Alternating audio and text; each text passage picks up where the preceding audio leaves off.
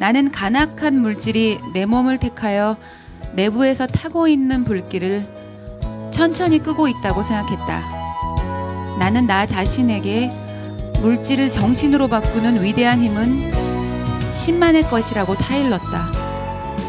모든 인간의 내부엔 신성의 회오리바람이 있어서 빵과 물과 고기를 사상이나 행동으로 바꿔놓을 수 있는 것이라고 생각했다.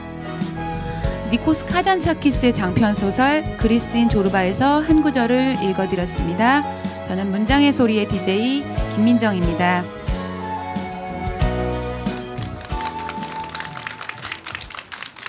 지난 방송에 이어서 노장문화재 특집 공개방송으로 함께하고 있습니다. 예고해드린 바와 같이 제 옆에 천명관 소설가가 자리해 주셨습니다. 안녕하세요. 예, 안녕하세요.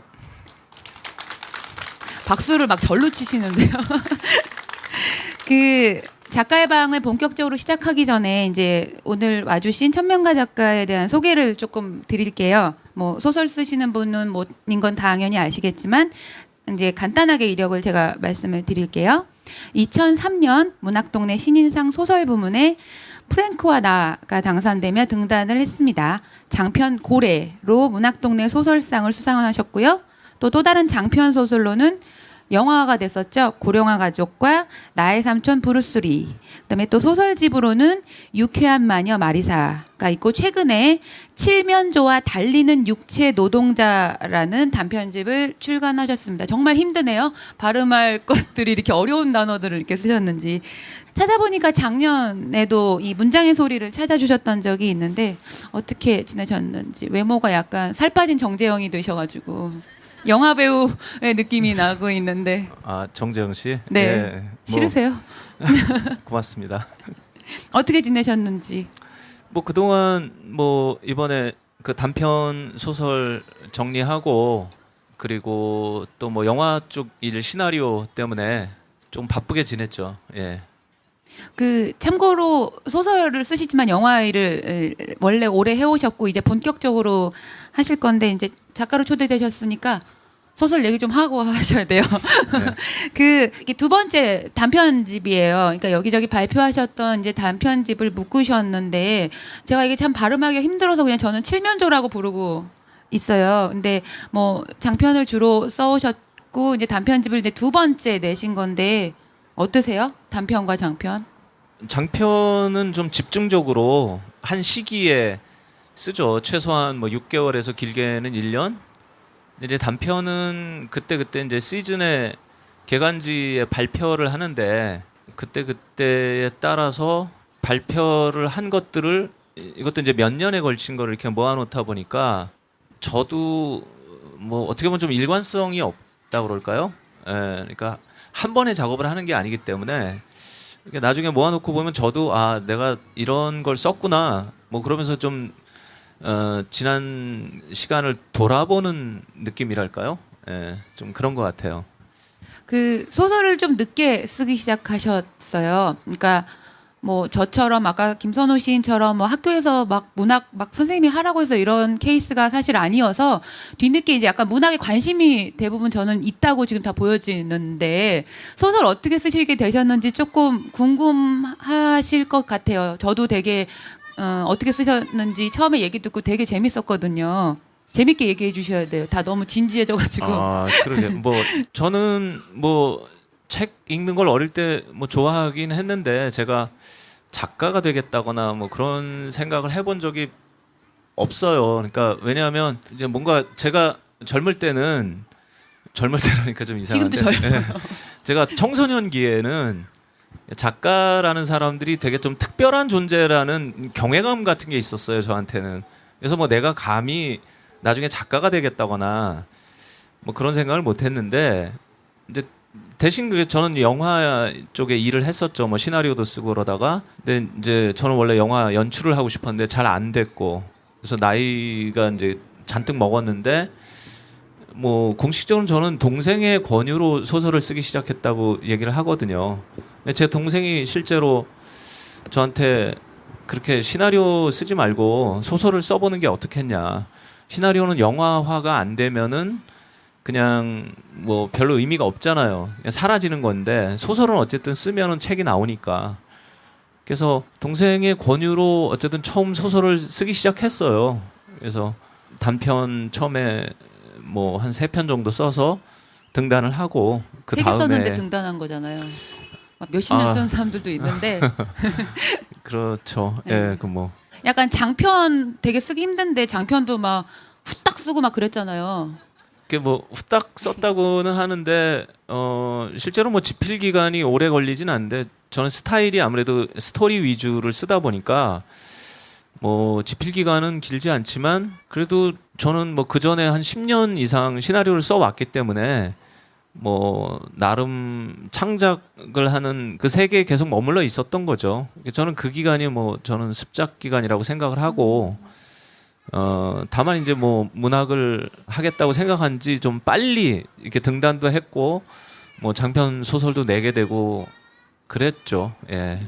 이제 돌아가셔서 이제 사서 보시겠지만 이 단편집 안에 나오는 인물들이 되게 그냥 편하게 툭툭 자기의 뭐 어쨌든 벌어진 일들 뭐 이렇게 심리적인 것들을 이렇게 표출을 하는데 오버하지 않았는데 되게 오래 잔상에 남아요. 그러니까 인물들을 그려내는 묘사라든지 뭔가 그들을 그려내는 데 있어서 약간 귀신 같은 데가 있는 거예요. 사람을 귀신같이 그려놓으면 그러니까 약간 이 소설 안에 저처럼 출판사에서 일하는 여자가 이렇게 묘사된 부분이 있는데 이 아저씨가 나를 봤나? 아니면 뭐 내가 불면증인 걸 알고 뭐 이렇게 어디서 들여다보고 있나 이렇게 싶을 정도로 되게 많이 사람을 되게 잘 알아요. 그 약간 무서운 귀기스러운 부분도 좀 있는데 사람을 이렇게 보면 좀 많이 관찰을 좀 하시는 편이세요? 글쎄요. 뭐 귀신 같은 데가 있어요. 근데 저도 청소년기에 다른 작가분들이 쓴 책을 보면 와 이런 얘기는 참 내 얘기 같다 또는 아 정말 맞아 인생에 이런 순간이 있지 또는 이런 감정은 정말 나도 공감이 된다 이렇게 이제 저는 그게 문학에 있어서 가장 중요한 부분 중에 하나라고 생각을 해요. 그러니까 사람들과 공감할 수 있는 어떤 것 보통 뭐 저보고 뭐 귀신 같다고 하시지만 보통 다른 작가들도 다 그래도 사람을 많이 관찰하고 들여다보고 그 사람의 어떤 복잡한 측면들도 좀 헤아리고 줄 알고 그걸 또 묘사할 줄 알고 하는 거겠죠. 그래서 뭐 저는 뭐 그렇게 특별하게 그렇다고 생각하지는 않는데 뭐 그렇게 느끼셨다니 다행이네요. 다행이죠. 네. 그 고령화 가족이란 영화는 많이 보셨을 거예요. 근데 약간 우연한 기회에 그 시사회를 할 때 둘이 이제 나란히 여기는 원작자였고 저는 이제 같이 가서 봤는데 영화의 끝 무렵에 선배님 기억하실지 모르겠지만 아 내가 만들었으면 어땠을 것 같냐라는 약간의 그 뉘앙스를 저한테 그때 얘기를 하셨을 때 제가 훨씬 더 잘했을 거라는 약간 좀 길을 세워주려고 했던 건 아니었지만 그런 류의 얘기를 이제 나눴던 기억이 나는데 이제 본격적으로 이제 영화에 이제 작업을 하시게 됐는데 그 제가 어디선가 인터뷰를 보니까 인생은 40살까지다. 50부터는 덤으로 사는 인생이라고 생각하니 마음이 편하다라고 하신 적이 있더라고요. 맞죠? 예, 여기 뭐 저보다 연배가 높으신 어르신들도 많은데 감히 인생이 뭐 어떻다 이렇게 얘기하는 거는 그런데 이건 뭐 제가 한 말이 아니고 그 미셸 우엘백이라는 프랑스 소설가의 어느 한 구절에 그런 구절이 나와서 저도 공감을 좀 했어요. 뭐냐면 인생은 50부터 시작이다. 그것은 맞는 말이다. 인생이 40에 끝난다는 것만 죄예요 하곤 뭐 이런 약간 역설이 있었어요. 근데 사람마다 조금씩 느끼는 바가 다르겠지만 저도 40대가 약간 좀 혼란스러웠던 것 같아요. 그러니까 더 이상 젊지 않고 그런데 이제 세월은 이렇게 막 흘러가고 근데 오히려 50이 넘으니까 그런 게 되게 좀 편안하게 받아들여지고 뭐 그런 뜻에서 제가 한 말인 것 같아요. 이렇게 뭐 심오한 건 아니고. 근데 예. 50 안 넘어 보이잖아요. 지금 제가 약간 뭐 영화 얘기 이제 시작을 하는데 진짜로 감독으로 곧 이제 데뷔를 앞두고 계세요. 영화 얘기를 좀 해주세요. 좀 해줘야지. 근데 뭐 제가 영화 얘기할 때마다 항상 조심스러운 게 영화를 준비하는 사람은 굉장히 많거든요. 그러니까 뭐 농담이 아니고 뭐 실제로 충무로에서 영화 감독을 준비하는 사람은 한 2,000명쯤 될 거예요. 근데 그 중에서 한 100명 정도가 영화를 만드는 거거든요. 그래서 저도 이게 어떻게 될지 뭐 지금 뭐 곧 금방이라도 찍을 것 같은 뭐 분위기인데 사실 뭐 여기에는 많은 돈도 필요하고 배우도 필요하고 스태프도 필요하고 그래서 지난한 과정이 있어요. 그래서 과연 이것이 과연 극장에서 걸려서 관객들과 만날 수 있을지 그것도 저는 뭐 장담은 못 하겠지만 그냥 열심히 해 보겠다. 그래서 빠르면은 뭐 내년에 영화를 찍을 수도 있을 것 같고요. 예. 뭐 그 정도입니다 지금. 네. 이게 어떻게 보면 몸의 반은 영화인이고 몸의 반은 문학인이잖아요. 뭐 사실은 그거 맞잖아요. 그 뭐 약간 박쥐 같은 거죠. 예, 낮에는 근데, 새고 밤에는 쥐고. 근데 뭐 그런. 2014년에 한국 사회에서 영화인으로도 살아보고 문학인으로 살아보니까 영화와 문학 어떠세요? 좀 많이 다르죠. 그러니까 뭐 아무래도 영화는 좀 어떻게 얘기하면 좀 쇼 비즈니스죠. 그러니까 많은 돈이 들어가고 큰 돈이 걸려 있다 보니까 좀 그런 상업적인 코드가 중요하고 그런데 비해서 문학은 그보다는 이제 좀 작가 중심의 예, 그런 창작의 형태라면은 영화는 뭐 감독이 자기가 개인의 세계를 다 보여주기는 어렵죠. 아무래도 대중성이나 이런 걸 또 고려해야 되니까 그런 데서 제일 큰 차이가 있는 것 같아요. 예. 그러니까 개인의 예술이냐 아니면 조금 더 대중적인 예술이냐 하는 차이. 예. 요즘 한국에서 나오는 영화들 보시면 어때요? 제가 90년대에 이제 충무로에서 영화를 했는데 뭐 좋은 점과 나쁜 점이 같이 있는 것 같아요. 좋은 점은 확실히 한국 영화가 굉장히 진화했다. 그러니까 기술적으로나 왜냐하면 제작비도 그때에 비하면 한 10배 이상 막 상승하고 그러다 보니까 기술적으로 일단 많이 발전했고 배우의 연기라든가 연출력이라든가 종합적으로 굉장히 진화했는데 한편으로는 지나치게 이렇게 상업화되다 보니까 옛날처럼 이렇게 좀 독특한 영화들이 잘 안 나오는 것 같아요. 그러니까 어떻게 보면 좀 너무 예측 가능한 영화들 그런 점이 있는 것 같습니다. 예.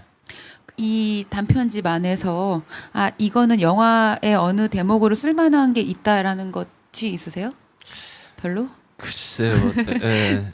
이 중에 뭐 핑크라는 소설이 네. 있는데 그거는 뭐 짧지만 제가 약간 의식적으로 좀 장르 소설을 쓴 거거든요.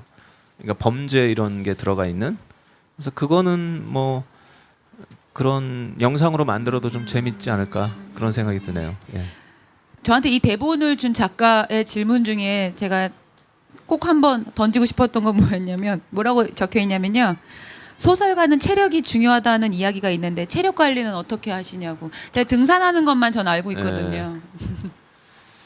관리를 해야 되는데 잘 생각대로 못 하고 있고 그냥 뭐 산에 좀 다니고 집에 자전거를 얼마 전에 하나 진짜요?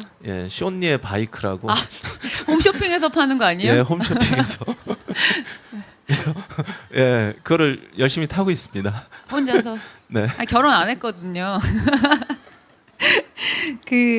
일단 작품을 좋아하는 독자의 층이 좀 다양하죠. 어떠세요? 좀 그런 편인 것 같아요. 예. 근데 또 특히나 또 젊은이들은 뭐 더할 나위 없이 좋아하고 또 워낙에 고래라는 전작은 또 워낙에 또 다양한 분들이 좋아를 했었고 고래는 영화가 안 되나요? 결국은? 그건 뭐 제작비가 너무 많이 들어서 네. 어려울 것 같네요. 예. 그 젊음이 어떤 것 같아요? 젊음. 갑자기 그 얘기하니까 목이 메는데.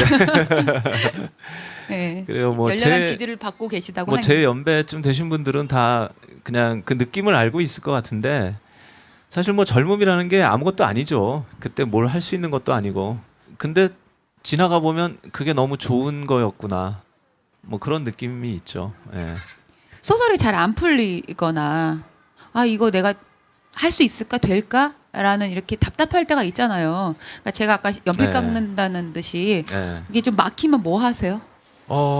맡길 때는 저는 일단 이불 속에 들어가요. 침대에 들어가서 그냥 눈을 감고 자려고 그래요. 근데 당연히 잠이 안 오죠.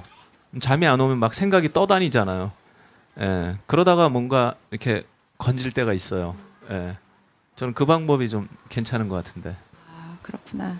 그 요즘 어제까지 읽은 책이 뭐예요? 제가 최근에 김영하 씨의 본다라는 보다. 아 보다 예 아 죄송합니다. 보다. 나 왜 본다라고 생각하고 있었지. 예 네. 그거 제가 머리맡에 놓고 아. 그냥 자기 전에 읽고 있습니다. 아, 제가 예. 요즘 저도 무슨 책을 읽어야 되는지 잘 모를 정도로 저는 이제 남의 책을 많이 만들다 보니까 이렇게 불쑥불쑥 물어봐요. 그러면 그의 삶이 좀 약간 보이거든요. 근데 가벼운 에세이니까 많이 읽으세요.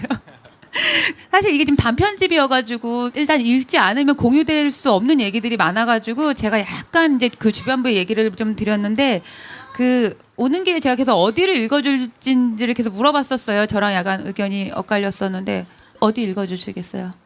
다시 고르셨어요? 그냥 예. 제가 그냥 처음 나오는 봄 사자의 서라는 소설의 그냥 첫 대목을 읽어드리려고요. 예. 네. 고귀하게 태어난 자여 이제 죽음의 시간이구나. 비로소 육신을 벗어던진 영혼은 바람처럼 가볍게 하늘을 날아다닌다. 무엇이든 생전 마음에 와닿는 일 드물었으나 마침내 자유로운 영혼은 활짝 열린 하늘처럼 모든 것을 품어 안는다. 아무것도 부딪히는 법 없고 아무것도 거스르는 일 없이 서로 섞이고 녹아들어 하늘 아래 펼쳐진 세상은 창세의 모습 그대로 넉넉하구나. 억겁의 세월, 한 번도 궤도를 벗어난 적 없던 태양은 황도를 따라 운행하다 천지를 모두 불사르듯 동쪽 하늘에서 세차게 타오르며 어둠 속에 느른하게 잠들었던 만물을 하나씩 일으켜 세운다. 산에는 잔디밭에 누워있다. 벗어던진 구두 한 짝이 발치에 뒹굴고 이슬에 젖은 회색 양복은 잔뜩 구겨진 채 여기저기 짙은 풀물이 배어있다. 밤새 까뭇하게 자라난 수염은 턱선을 따라 길게 이어져 깡마른 얼굴에 짙은 그늘을 들이우고 있다. 그는 이미 죽은 것인가? 무방비로 벌어진 입가엔 아직 토사물의 흔적이 남아있고 밤새 울었는지 찡그린 눈가엔 눈물 자국이 허옇게 남아있다. 공원 너머 도로를 질주하는 자동차 엔진 소리는 점점 더 시끄러워지고 공원을 내리쬐는 햇볕은 더 넓게 퍼져나간다. 꿈틀, 소나무 아래 죽은 듯 누워있던 사내가 부르르 몸을 떨며 목을 잔뜩 움츠린다. 말라붙은 입에선 알아들을 수 없는 신음소리도 새어나온다. 이때 붉게 물든 동쪽 하늘에 불덩어리 하나 불쑥 솟아오르면 구름에 꿈을 품은 안개가 바닥을 차고 서서히 비상하기 시작한다. 다시 하루가 시작된 것이다. 네, 여기까지입니다. 그 우리가 죽잖아요. 예, 죽을 거를 생각하고 살지만 또 잊으니까 살고 있는데 죽음에 대해서 문득문득 이렇게 떠오를 때 사실 이렇게 약간 잔상처럼 많이 깔려 있어요. 그러니까 죽는데 어떡하지? 막 이런 걱정이 아니라 죽음에 대해서 좀 생각을 해보자 하면 인물들에서 그려지는 죽음이 이렇게 몸 안에 와요. 인물들이 이렇게 떠오르면서. 그래서 지금 묘사가 되게, 그러니까 영화를 하는 느낌이 드는 게 인물에 대한 묘사가 되게 이렇게 눈앞에 선명하게 그려지는 걸 들으시면서 느끼셨을 텐데 아마 조금 그런 부분을 어떤 어려운 책을 봐야지가 아니라 소설을 통해 보시면 조금 다르게 남의 인생이 내 인생처럼 느껴지시는 어떤 부분들이 생기실 것 같아요. 10월이잖아요. 네. 가을에 뭐 하고 싶으세요? 가을에 여행을 하면 좋을 것 같은데 부산에 갔다 왔어요. 영화제. 영화인이니까. 예, 영화제 행사 때문에. 네, 그래서 영화인이나 그런 건 아니고, 간다는. 네. 이제 작가로 갔었고요. 네, 네. 예, 근데 뭐 이번 달에 제가 뭐 또 단편을 2편이나 마감을 해야 될 게 있어서 지금 사실은 그냥 마음이 좀 바쁘네요. 네. 그냥 그렇게 훌쩍 지나갈 것 같아요, 가을이. 네네. 그 뭐 출간 계획이라든지 뭐 앞으로의 계획이 어떻게 되시는지 좀 예고를 해주세요. 뭐 우선은 제가 영화 준비하는 것 때문에 뭐 준비하시는 영화 제목이라도 가제라도 살짝. 제목은 너무나 비문학적이라 아 왜 우리를 말씀하기가. 우리한테 알려주면 안 되는 거예요? 제목이 일단 가제라서 가제임을 강조하면서 예, 제목이 코리안 갱스터라고 보고 싶으세요 그 제목? 너무 비문학적이라. 예. 아 네, 아무튼 계획을 죄송해요. 예, 그래서 뭐 당분간 거기에 좀 전념해야 될 것 같고요. 그리고 뭐 틈틈이 단편 이제 쓰고 있고. 그리고 겨울호에 많이 발표. 네, 이번에 뭐 예, 창비하고 문학동네 한 편씩 발표할 것 같고요. 그리고 뭐 또 장편은 뭐 쓰다가 지금 잠깐 중단한 게 있는데 창비에 연재하다 마른 거. 예, 예, 그 소설도 이제 또 마무리해서 내야 될 것 같고요. 내년에 나오나요? 내년에 나오면 좋겠는데 이렇게 말을 해야 한다니까요. 예, 모르겠어요. 예, 약속을 해주시면 또 네. 지키려고 하게 되잖아요. 예, 노력하겠습니다. 네. 약간 제가 되게 강압하는 사람처럼 예, 뭔가 돼버렸네요. 편집자가 막 밀어붙이는 느낌. 예. 네, 아마 오늘 이렇게 우연찮게 이제 뭐 자리하셔서 만나게 되셨을 것 같은 느낌도 있어요. 왜냐하면 오시는지 모르는 분들도 많았을 것 같은데 아마 활발한 활동을 영화인과 문학인으로 앞으로도 활발하게 할 것 같으니까 기대를 많이 해주시고요. 오늘 파주에서 오셨거든요. 먼 길 와주셔서 너무 감사합니다. 예, 저도 즐거웠습니다. 고맙습니다.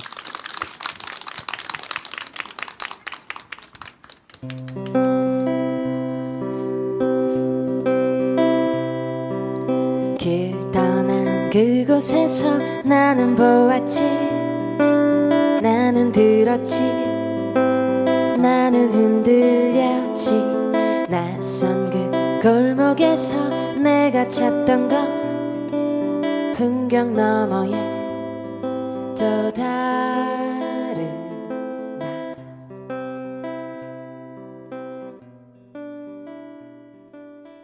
나 제 옆에 노래하시는 멋진 분이 와 계신데요. 그 가수 양양 씨가 와주셨고요. 잘 지내셨어요? 네, 안녕하세요. 되게 미인이시죠? 오늘은 이렇게 이쁘신 분들만. 네.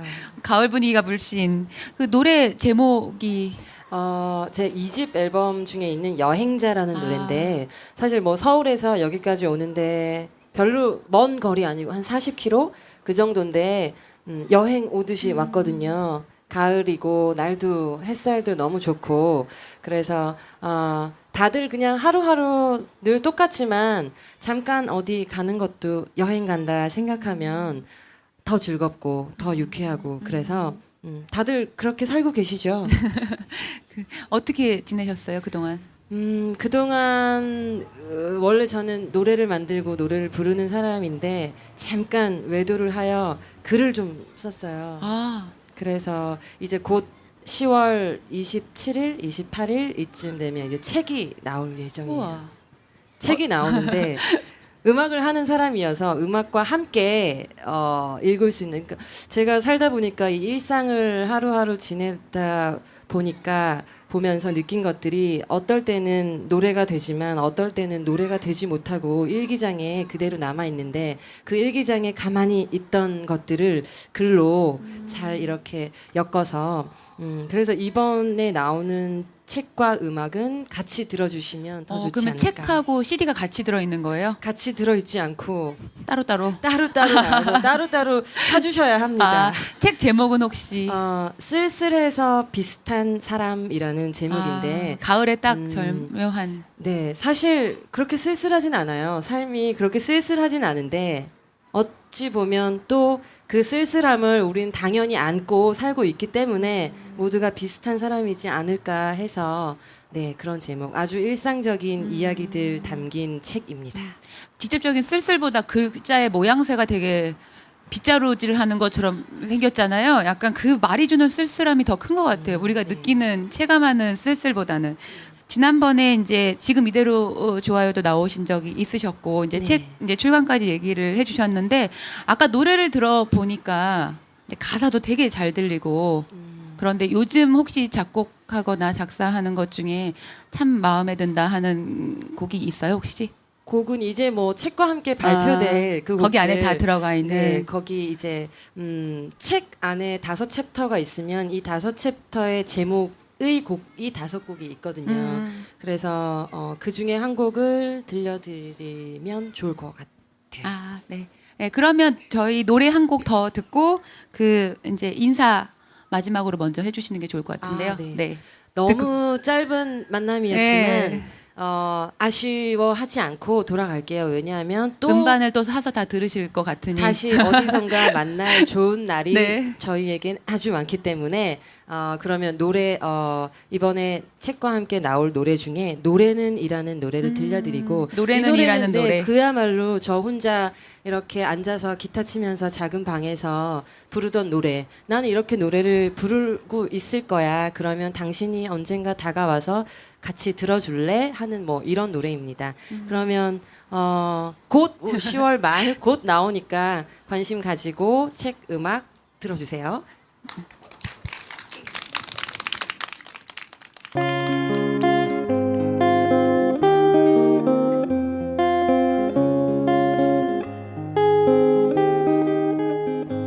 그때 난 작은 방에 홀로 앉아 노래를 불렀지.